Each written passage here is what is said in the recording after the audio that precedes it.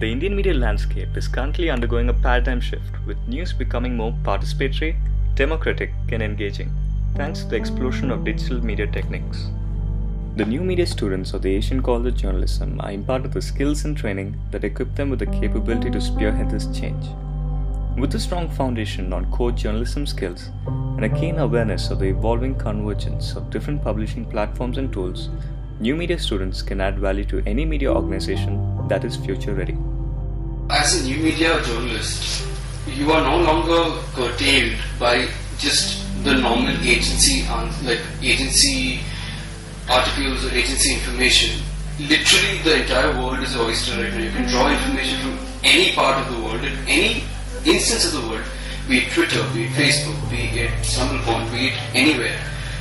Any piece of information, as long as it's validated by other sources, can become a piece of information that you can use in your story. So how we approach it is by going via social media, via word of mouth, via whatever, and validating that information and then drawing it together. And when I say draw it together, I'm not drawing it together just from, say, print or just from radio. We're talking about online, we're talking about online radio, we're talking about television, we're talking about TV streams, we're talking about YouTube. Everything can converge into becoming a nice, tight story when it's new media. The mobile isn't a phone alone anymore. It's a gadget that incorporates a lot of other facilities such as video recording, audio recording. You can write a script in it. So if you are on the go and news happens to you, then you get to write it and record the whole thing on your mobile and send it across to your desk, and they will edit it for you and you're done. The best thing about mobile journalism is that it gives you a much wider scope for doing stories, because you don't need to go scouting for news. The news is always happening to you. Another unique feature to new media is that if you were to perform, if you were to conduct an interview, say for somebody sitting in China, and I can do it sitting from Chennai. I can conduct it via many apps such as Skype or Google Hangouts or Nibble, and that can be streamed or broadcast anywhere in the world. So today journalism is all about here and now. It is reformed from a 24-hour cycle to a minute-by-minute update. For example, in the past there have been instances where the whole event has been covered on tweets on a minute-by-minute basis.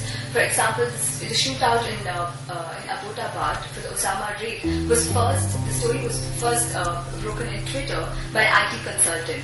And also there have been instances even in the past month where there was a shootout in the Discovery Channel office, and all the people who were affected, they were tweeting about the incident every minute. And these were consistent reports from many people to the police helped them report the whole incident.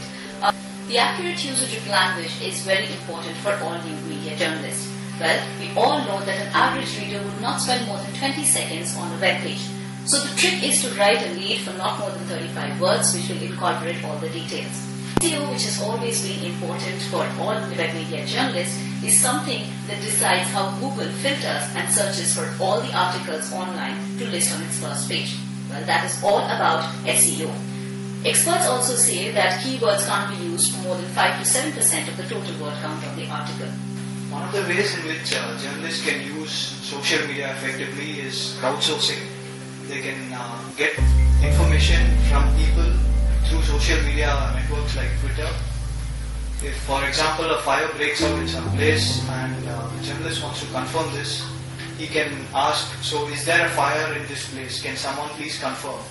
So the people on Twitter can respond to that, and the journalist can verify the same. And in several places like, say for example, during the Arab Spring, where the place wasn't accessible and there was a lot of chaos, social media can make a very big difference, because citizens then become journalists themselves. They can talk about what's happening in that place at that time, and that becomes the only way in which news can be gathered. And talking about data journalism, it's a way where visualizing data, where we can visualize data in such a way that even the most complex patterns of data become very accessible to the public. So people can understand what data actually means to them and what that data means to them. And there are several tools available online where we can make charts and graphs and other visualizations. For example, Infogram or Data Wrapper or Tableau.